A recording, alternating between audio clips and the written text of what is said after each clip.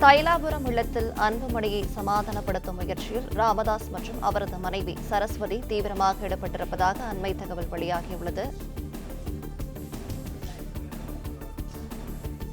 விவரங்களை நம்முடைய செய்தியாளர் சையத் வழங்கிட கேட்கலாம். சையத் வணக்கம். இது பற்றின கூடுதல் விவரங்களை பகிரலாம். விழுப்புரம் மாவட்டம் வானூர் அருகே உள்ள பட்டானூரில் பாட்டாளி மக்கள் கட்சியின் மாநில பொதுக்குழு கூட்டம் நேற்று நடைபெற்றது. இந்த பொதுக்குழு கூட்டத்தில் பாமக இளைஞரணி சங்க தலைவராக தனது பேரன் முகத்தினராக பாமக நிறுவனர் டாக்டர் ராமதாஸ் தெரிவித்தார். இதற்கு அன்புமணி ராமதாஸ் எதிர்ப்பு தெரிவித்திருந்தார்.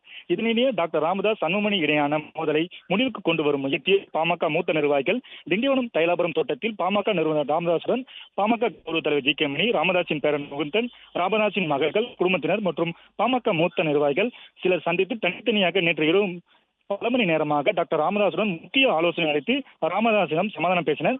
அதனைத் தொடர்ந்து முகுந்தன் இளைஞரணி பொறுப்பிலிருந்தும் முன்னாள் வகித்து வந்த ஊடக பேரவை மாநில செயலாளர் பதவியிலிருந்தும் அடிப்படை உறுப்பினர் பதவியிலிருந்தும் விலகியுள்ளதாக தகவல் வெளியாகியுள்ளது. அதனைத் தொடர்ந்து தற்போது டாக்டர் ராமதாஸ் தைலாபுரத்திற்கு தற்போது வந்த அன்புமணி தற்போது வீட்டிற்கு வெளியே அமர்ந்திருந்த பாமக கௌரவ தலைவர் ஜி.கே. மணி, வழக்கறிஞர் பாலு, மாநில பொருளாளர் திலகபாமா ஆகியோருடன் வீட்டுக்கு வெளியே இவரிடம் 2 நிமிடம் பேசிவிட்டு டாக்டர் ராமதாஸை டாக்டர் அன்புமணி ராமதாஸ் தனியாக தற்போது சந்தித்து வருகிறார்.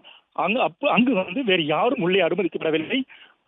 அந்த சந்திப்பில் டாக்டர் ராமதாஸ் மற்றும் அன்புமணி ராமதாஸை சமாதானம் செய்யும் முயற்சியில் அவரது தாயார் டாக்டர் அன்புமணியின் தாயார் சரஸ்வதி அம்மாள் தற்போது ஈடுபட்டு வருகிறார். அதனைத் தொடர்ந்து தற்போது அன்புமணி ராமதாஸ் செய்தியாளரை சந்தித்து வருகிறார்.